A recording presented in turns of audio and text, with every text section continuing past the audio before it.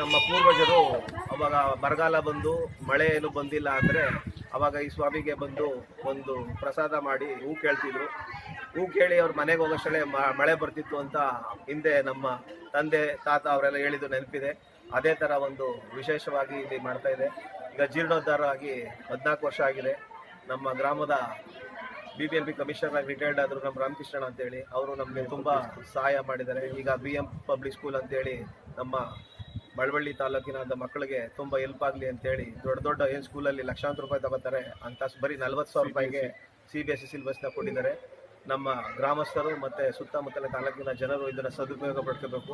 ಮಕ್ಕಳಿಗೆ ಒಂದು ವಿದ್ಯಾಭ್ಯಾಸಕ್ಕೆ ನಾನು ಹೇಳ್ದಂಗೆ ಶ್ರೀರಂಗಪಟ್ಟಣ, ಮೈಸೂರು, ಮಂಗಳೂರು, ಬೆಂಗಳೂರು ಗಂಟೆ ಹೋಗ್ತಿದ್ದೋ, ಈಗ ಮಳವಳ್ಳಿಲೇ ಒಂದು ಇಂಟರ್ನ್ಯಾಷನಲ್ ಲೆವೆಲ್ಗೆ ಒಂದು ಸ್ಕೂಲ್ ಓಪನ್ ಆಗಿದೆ.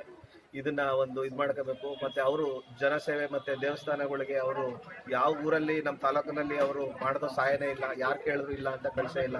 ಅಂಥವ್ರಿಗೆ ಸಪೋರ್ಟ್ ಕೊಡಬೇಕು. ಅವ್ರಿಗೆ ದೇವರು ಆಯುಷ್ಯ ಆರೋಗ್ಯ ಕೊಟ್ಟು ಇನ್ನು ತುಂಬ ಅಭಿವೃದ್ಧಿ ಮಾಡಲಿ. ನಮ್ಮ ಗ್ರಾಮಕ್ಕೆ ಮತ್ತು ನಮ್ಮ ತಾಲೂಕಿಗೆ, ನಮ್ಮ ಜಿಲ್ಲೆಗೆ ತುಂಬ ಹೆಸರುವಾಸಿಯಾಗಲಿ ಅಂತೇಳಿ ಈ ಮೂಲಕ ಹೇಳ್ಕೊತಾ ಇದ್ದೀನಿ. ಅವರ ಮಾರ್ಗದರ್ಶನ